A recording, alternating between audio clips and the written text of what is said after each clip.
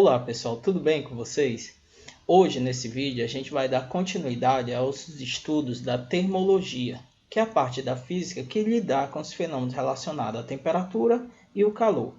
Mais precisamente, a gente vai pegar um ramo da termologia, que é a calorimetria. Na calorimetria, a gente vai estudar como se dá as trocas de energia térmica de um corpo para o outro. Vamos ver também quais os principais efeitos que essas trocas de energia podem oferecer a um corpo, que no caso são dois os principais: a mudança de temperatura ou a mudança de fase. Também vamos conseguir quantificar, ou seja, dar números, a necessidade que o corpo precisa de energia para que ele venha aumentar sua temperatura ou mudar de fase.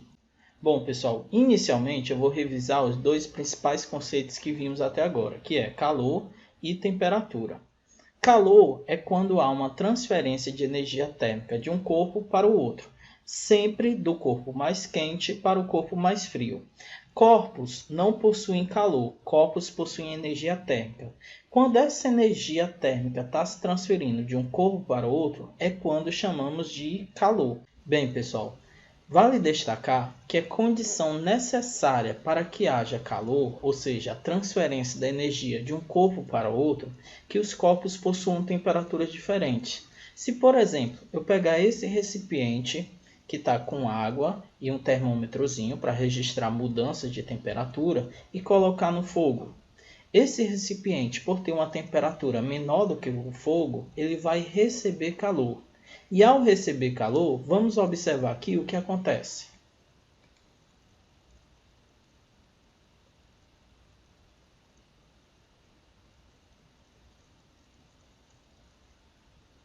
Notem, eu utilizei aqui essas bolinhas vermelhas como se fosse a energia térmica que está sendo transferida do fogo para a água.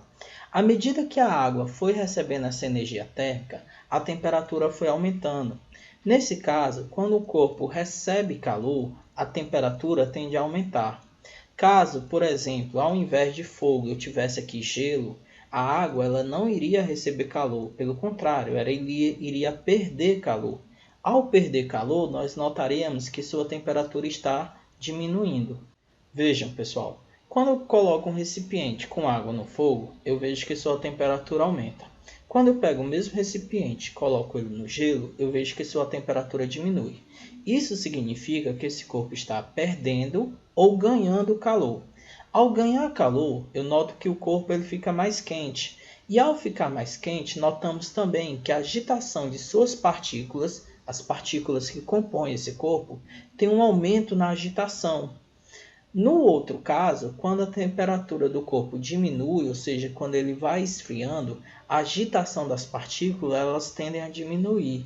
Logo, concluímos que temperatura tem relação com a agitação das partículas. Logo, definimos que a temperatura é a medida do grau de agitação das partículas, ou seja, quanto maior a agitação, maior a temperatura. Quanto menor a agitação, menor a temperatura. Portanto, pessoal, podemos notar que temperatura e calor são conceitos diferentes. Temperatura refere-se ao grau de agitação das partículas, ou seja, a sua energia térmica, e calor refere-se a essa energia térmica em movimento de um corpo para outro devido a uma diferença de temperatura entre eles. No entanto, ainda que eles sejam conceitos totalmente diferentes, há uma relação entre eles, pois sabemos que quando estamos próximo do fogo, nós sentimos que a nossa pele começa a esquentar. Já quando estamos próximo de uma geladeira ou um ar-condicionado em que a gente está recebendo ar frio, nós sentimos que nossa pele acaba diminuindo a temperatura. Ou seja, calor pode influenciar no aumento ou diminuição da temperatura. Evidentemente, como a gente vai ver no futuro, nem sempre quando o corpo está recebendo ou perdendo calor, haverá um aumento ou diminuição na temperatura. No entanto, é possível o corpo, ao receber calor, aumentar a temperatura e, ao perder calor, diminuir a sua temperatura. E é isso que vamos analisar melhor agora. Então, galera, se desejamos alterar a temperatura de um corpo, uma das possibilidades que temos é fornecer calor ou retirar calor. Ao fornecer calor, estamos fazendo com que a temperatura venha aumentar. Ao retirar calor, estamos fazendo com que a temperatura venha diminuir. Calor é uma energia. Por ser uma energia, podemos quantificá-las, ou seja, temos a quantidade de calor que o corpo vai receber para que ele venha aumentar ou diminuir a sua temperatura. Por exemplo, se desejamos fazer com que uma água venha aumentar a sua temperatura, 3 grandezas são fundamentais para que a gente possa analisar essa situação.